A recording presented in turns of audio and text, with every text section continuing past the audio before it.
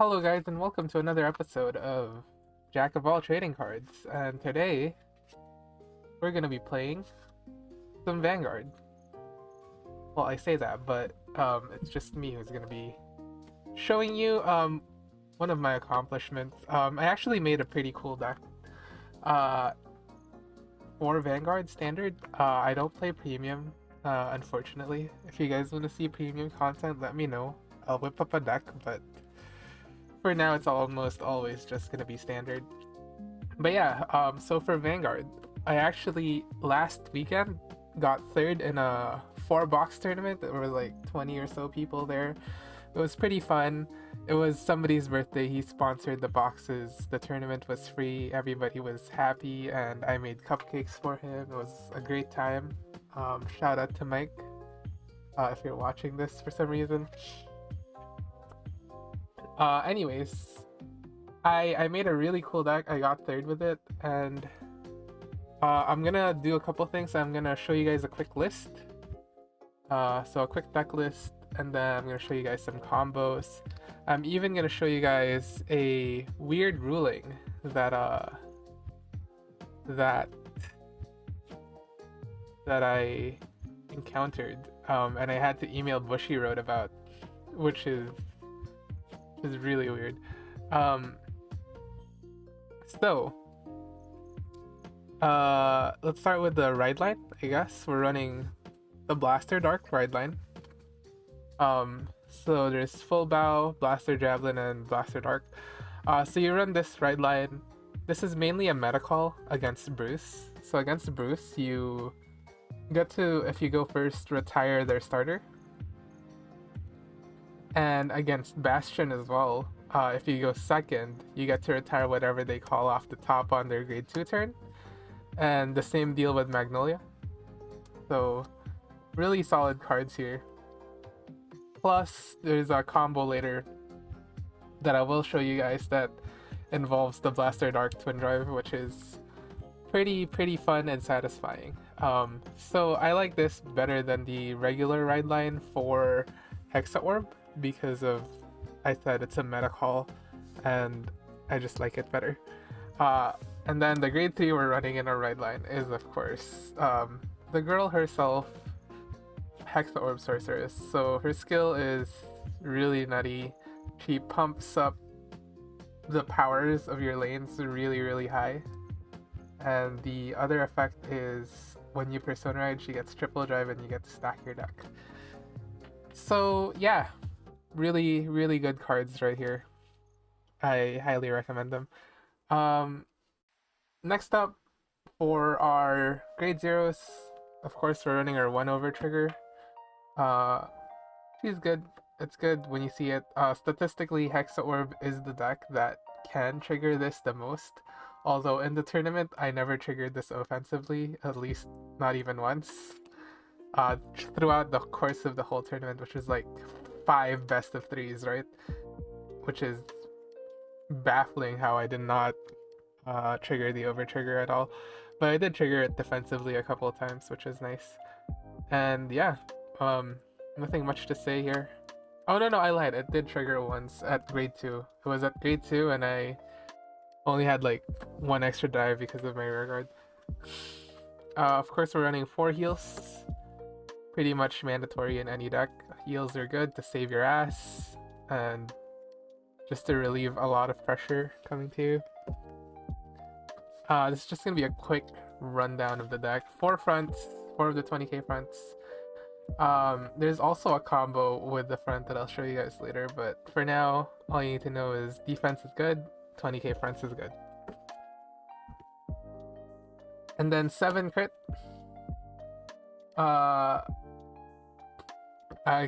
Crits win games, I guess. Like, dealing damage to your opponent turns out wins you games. That's just as simple as that. So yeah, 4 crits, or no, 7 crits, 4 front, 4 heal. Pretty basic. I think pretty much every deck nowadays run that, unless they run draws. Which can be a good thing. Next up, we're running 3 Diaglass. Pretty important. You don't want to see too much though, but pretty important to see one, so we're running 3. and she just makes a field out of nothing basically. You discard one, counterblast one, and then you call the top two cards of your deck. She's especially useful if you've looked at the top two cards before and know that you can call two cards without hesitating, or you could just blindly go in and get lucky. It's all up to you, really. Like if you've been seeing triggers, you can call the top two and hope it's not triggers. Rest of the grade ones are two Tartine. This is just another way to look at the top two cards for Soul Blast. I don't like her as much because she has to rest herself, and boosting is important, especially behind Vanguard. So if you are gonna call this, make sure you have a big enough Vanguard swing, like during Persona Ride turns, if you're gonna call it behind Vanguard. But otherwise, she's just another way. I really don't like this card, but she's another way to check the top two, which is, yeah, it's just there. And then the spice is the two Reedy. I don't see a lot of decks running this, but I really like this card. This card is like with a chef's kiss. I really like this. It just does so much pressure. Also the mind games. The mind games with this card is amazing. Like, you have a booster behind your Vanguard on your triple drive turn, and you put like a couple triggers and you use the skill. You're just like, your opponent's like, oh my god, how much power is he gonna have? I don't have a perfect guard. How much should I guard for? Like, I might as well no guard. I don't know. I'm panicking. I don't know what to do. Right. That's what this card single-handedly causes, and it's just dumb. It's very dumb. And then of course your 4 Sentinels. 4 Sentinels, pretty much mandatory. You need to live somehow, right? And this is a very offensive deck. We'll take all the defense we can get. And then for your grade 2 is super simple. One of the reasons I'm also not running the ride line, the normal ride line, is because I wanted to run 4 of this in the main deck. Mainly because it's free, no cost, no counterblast, no soul blast, no nothing. You just call it to look at the top card, put it to the top or bottom. And then if you put it to the bottom, she gets 2k. So she's pretty cool. She's just there. You can use her. You don't have to be on Pentagleam or Hexaorb to use her skill, unlike other cards out there. So you can use her when you're on Blaster Dark, and you could start doing your deck's gimmick, which is getting extra drive checks, looking at the top card of your deck, as soon as grade 2. So if you can start doing your deck's gimmick as soon as you're in grade 2, then why wait till grade 3, right? That's one of the philosophies I had while making this deck. And the 4 Olwein. Olwein, the biggest boy. He gets so big, I've had him swing for like 70-80k, no problem. He's just big buff boy that just smacks your face. Also, the Soul Blast one to look at the top 2 is pretty useful. And Soul Blast is really barely a cost, but it is a cost sometimes. Sometimes I do run on low soul issues with this deck, which is why I run her, because she doesn't cost anything. And yeah, it's pretty sad if you don't have soul and you can't use Olwein, then you're kind of screwed, right? Next year on the 3 Persona Ride, you need it. Need it, keep it, always keep it, and then just when you Persona Ride, it's just one of the best turns you'll ever have. Also, you can kind of blast, soul blast, get triple drive, and you stack a card. It's just really good. You can even do some nutty combos, like I said. Next up, we're running 2 Fosado. I don't like this card. This card basically says continuous. This card cannot deal damage to your opponent because it always gets blocked. And continuous, this card cannot be chosen by their effects. Literally the other effect doesn't matter. The counter charge, soul charge on hit, because it never hits. But I mean, if it does, it does. But Otherwise, I really don't like this card. Like, it's not too good of a card. It's good because they waste cards in their hand, right? Don't get me wrong. They waste cards in their hand, but it's not a reliable countercharge slow charger. What is a reliable slow charger though is the 4 Rafluke that I'm running. Which combos pretty well with the 2 Lepisto that I'm running. So Lepisto counterblast to restand if you see a trigger, so you can like put 10k there, swing with Lepisto for 23, and then restand it, swing for 28 or something. It's really good. Plus, this guy gives you soul guaranteed. This guy does not.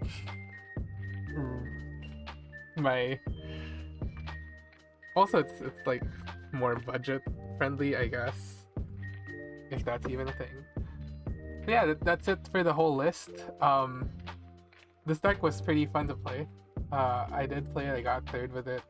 I beat like my only loss was against one Bruce. Yeah, basically one Bruce was my only loss. And yeah, let me go show you guys the combos. So combo number 1, this is the earliest combo you can do in your deck,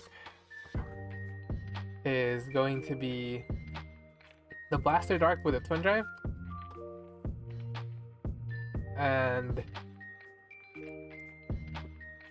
say you called this, you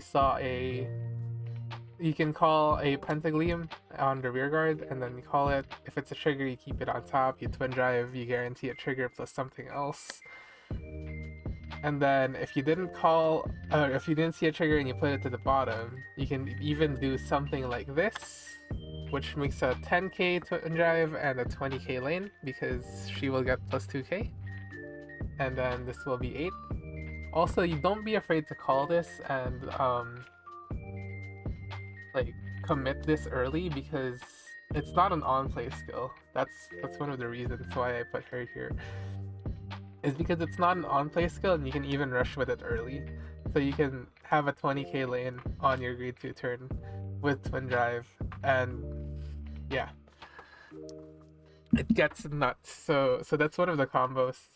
The other combo I guess I can show you is, let's say you Persona Road with a Hexaorb, right? For example. And then you maybe put a front trigger on top of your deck. So this is on top of your deck. That's going to be our drive check. You can combo that with the Reedy that I was talking about earlier. So this card, the skill is Act Soul Blast 2, and until the end of the turn, the increase of trigger effects become 15k instead of 10, so it's a plus 5k increase on all the trigger effects. And if you drive check a front trigger, which you can guarantee with Hexaorb skill or predicting the top with the other cards, if you can guarantee a front trigger and you Soul Blasted 2 for her skill, the whole front row gets 15 instead of just 10, which is pretty neat, if I do say so myself. It's like actually pretty nuts, because especially if you put 2 fronts on top, like, man, you're just balling at that point. And then the last combo, I already talked about it, but it's just these, right? Put this into the soul, have this in front, swing for 23 if you can guarantee a trigger, it stands, and then you can swing for 48 if you give all the effects there. Yeah, so that gets nuts. The main thing about this is I don't run any additional counter chargers aside from Fosado, which is, I mean, pretty bad, but you just gotta be smart with your resources and you'll be fine. Like, you'll be fine. It's not hard to take damage sometimes. Anyways, let's talk about the one ruling that may or may not have mattered during my game. So the scenario was, I was at on Hexaorb, right? I was on Hexaorb. I had an Olwein. I was at 1 damage. Okay. Let's say I had another column like a Rafluke or something, right? So I swung with Hexaorb. My opponent was at 1 damage, and my drive check was a heal trigger. So I was like, swing with Hexaorb, 13 event, right? I drove check. I checked the heal trigger. Can you trigger Olwein skill, counterblasting 1, giving him 10,000, and then heal? Or do you have to heal first? That was my biggest question. We were both at 1 damage, and I looked at it. I was pretty convinced I could, and then people told me I can't do that, and I was like, okay, I'll email Bushiroad. And now I know the answer because I emailed Bushiroad, and I'm gonna show you guys the email right here. If I can show you. Well, I'll just read it for you guys because it's in my other screen. This says, "Dear Sir or Madam, thank you for your support and your email. With regards to your query, you will resolve the trigger effects before resolving any automatic abilities that have been triggered and placed standby. We hope this has answered your question. Please do not hesitate to contact us should you have any other queries. Best regards, Bushiroad International Support Team." So, actually I do wonder if I can show this to you guys because it's pretty cool.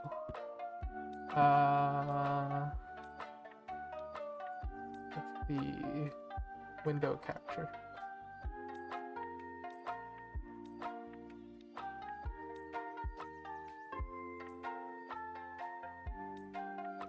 Oh, here you go.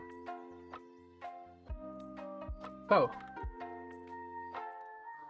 yeah, so thank you, sir or madam, for your support and your email. With regards to your query, you will resolve the trigger effects before resolving any automatic abilities. So my question was, if I control Exquisite Knight Olwein, and I reveal a heal trigger from my deck, can I choose to CB1 to give Olwein 10k power before I heal the damage, and then heal the same card I counterblasted? And then they said, you have to resolve the trigger effects first. So, if this ever happens to you guys, keep in mind that it does work this way, where you have to do all of the trigger effects first, and then like the mandatory trigger effects. So that's different as well with that's again different with an over trigger, because with over triggers, oh, that just says additional effect. I guess you have to trigger over trigger effects first as well, and then do the do whatever auto skills you have. So yeah, that's the email right there, and I hope you guys learned something from what I just said, and I hope you guys enjoyed the video, and I'll see you guys again when I do another card game video. I hope you guys support me, like the channel, anything. You guys don't have to watch every single video. Like I said, I do content for every card game. I just want you to watch whatever card game you're interested in, right? If you're interested in all 4, then better. But yeah, I'll see you guys next time. Peace.